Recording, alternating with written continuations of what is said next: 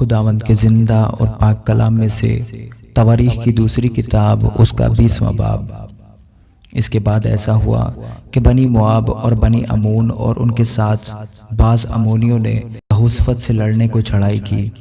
تب چند لوگوں نے آ کر یہوشفت کو خبر دی کہ دریا کے پار ارام کی طرف سے ایک بڑا اموا تیرے مقابلہ کو آ رہا ہے جو عین جدی ہے۔ اور یہوشفت ڈر کر دل سے خداوند کا طالب ہوا اور سارے یہودا میں روزہ کی منادی کرائی۔ اور بنی یہودا خداوند سے مدد مانگنے کو اکٹھے ہوئے، بلکہ یہودا کے سب شہروں میں سے خداوند سے مدد مانگنے کو آئے۔ اور یہوشفت یہودا اور یروشلم کی جماعت کے درمیان خداوند کے گھر میں نئے صحن کے آگے کھڑا ہوا اور کہا، اے خداوند ہمارے باپ دادا کے خدا، کیا تو ہی آسمان میں خدا نہیں؟ اور کیا قوموں کی سب مملکتوں پر حکومت کرنے والا تو ہی نہیں؟ زور اور قدرت تیرے ہاتھ میں ہے، ایسا کہ کوئی تیرا سامنا نہیں کر سکتا۔ اے ہمارے خدا، کیا تو ہی نے اس سرزمین کے باشندوں کو اپنی قوم اسرائیل کے آگے سے نکال کر اسے اپنے دوست ابراہیم کی نسل کو ہمیشہ کے لیے نہیں دیا؟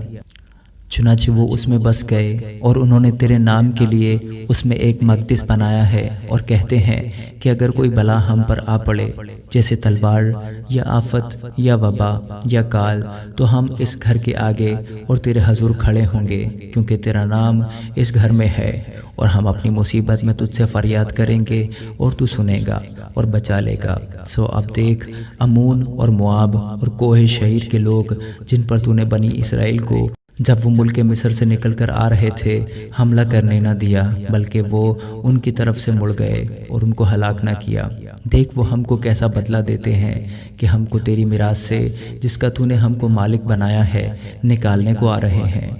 اے ہمارے خدا، کیا تو ان کی عدالت نہیں کرے گا؟ کیونکہ اس بڑے اموا کے مقابل جو ہم پر چڑھ آتا ہے، ہم کچھ طاقت نہیں رکھتے، اور نہ ہم یہ جانتے ہیں کہ کیا کریں، بلکہ ہماری آنکھیں تجھ پر لگی ہیں۔ اور سارا یہودا اپنے بچوں اور بیویوں اور لڑکوں سمیت خداوند کے حضور کھڑا رہا۔ تب جماعت کے بیچ یحزیل بن زکریا بن بنایا بن یعیل بن متنیہ ایک لاوی پر جو بنی آصف میں سے تھا خداوند کی روح نازل ہوئی، اور وہ کہنے لگا، اے تمام یہودا اور یروشلم کے باشندوں، اور اے بادشاہ یہوشفت، تم سب سنو۔ خداوند تم کو یوں فرماتا ہے کہ تم اس بڑے اموا کی وجہ سے نہ تو ڈرو اور نہ گھبراؤ، کیونکہ یہ جنگ تمہاری نہیں بلکہ خدا کی ہے۔ تم کل ان کا سامنا کرنے کو جانا، دیکھو وہ سیس کی چڑھائی سے آ رہے ہیں، اور دشت یرویل کے سامنے وادی کے سرے پر تم کو ملیں گے۔ تم کو اس جگہ میں لڑنا نہیں پڑے گا۔ اے یہودا اور یروشلم، تم قطار باندھ کر چپ چاپ کھڑے رہنا، اور خداوند کی نجات جو تمہارے ساتھ ہے دیکھنا، خوف نہ کرو اور ہراساں نہ ہو۔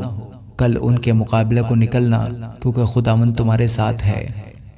اور یہوشفت سرنگوں ہو کر زمین تک جھکا، اور تمام یہودا اور یروشلم کے رہنے والوں نے خداوند کے آگے گر کر اس کو سجدہ کیا۔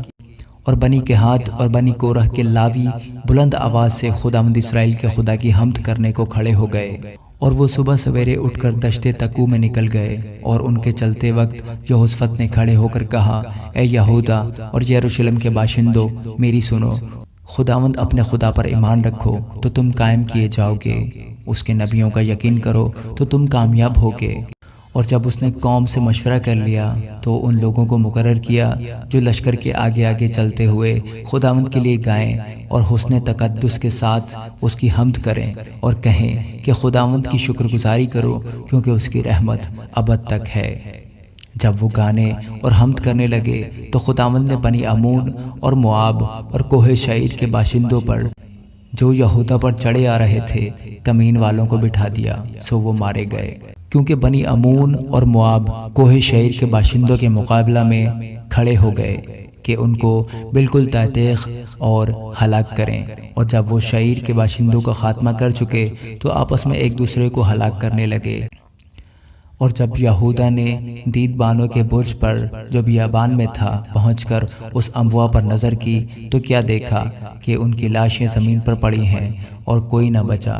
جب یہوشفت اور اس کے لوگ ان کا مال لوٹنے آئے تو ان کو اس کثرت سے دولت اور لاشیں اور قیمتی جواہر جن کو انہوں نے اپنے لیے اتار لیا ملے کہ وہ ان کو لے جا بھی نہ سکے، اور مال غنیمت اتنا تھا کہ وہ 3 دن تک اس کے بٹورنے میں لگے رہے، اور چوتھے دن وہ براکہ کی وادی میں اکٹھے ہوئے، کیونکہ انہوں نے وہاں خداوند کو مبارک کہا، اس لیے کہ اس مقام کا نام آج تک براکہ کی وادی ہے۔ تب وہ لوٹے، یعنی یہودا اور یروشلم کا ہر شخص اور ان کے آگے یہوشفت، تاکہ وہ خوشی خوشی یروشلم کو واپس جائیں، کیونکہ خداوند نے ان کو ان کے دشمنوں پر شادمان کیا تھا۔ سو وہ ستار اور بربت اور نرسنگ کے لیے یروشلم میں خداوند کے گھر میں آئے، اور خدا کا خوف ان ملکوں کی سب سلطنتوں پر چھا گیا۔ جب انہوں نے سنا کہ اسرائیل کے دشمنوں سے خداوند نے لڑائی کی ہے، سو یہوشفت کی مملکت میں امن رہا، کیونکہ اس کے خدا نے اسے چاروں طرف امان بخشی۔ یہوشفت یہودا پر سلطنت کرتا رہا۔ جب وہ سلطنت کرنے لگا تو 35 برس کا تھا، اور اس نے یروشلم میں 25 برس سلطنت کی۔ اس کی ماں کا نام عزوبہ تھا، جو سلہی کی بیٹی تھی، اور وہ اپنے باپ آسا کی راہ پر چلا اور اس سے نہ مڑا، یعنی وہی کیا جو خداوند کی نظر میں ٹھیک ہے۔ تو بھی اونچے مقام دور نہ کیے گئے تھے، اور اب تک لوگوں نے اپنے باپ دادا کے خدا سے دل نہیں لگایا تھا۔ اور یہوشفت کے باقی کام شروع سے آخر تک یاہو بن حنانے کی تاریخ میں درج ہیں، جو اسرائیل کے سلاطین کی کتاب میں شامل ہے۔ اس کے بعد یہودا کے بادشاہ یہوشفت نے اسرائیل کے بادشاہ اکسیہ سے، جو بڑا بدکار تھا، اتحاد کیا، اور اس لیے اس سے اتحاد کیا کہ ترسیس جانے کو جہاز بنائے، اور انہوں نے اسیون جابر میں جہاز بنائے۔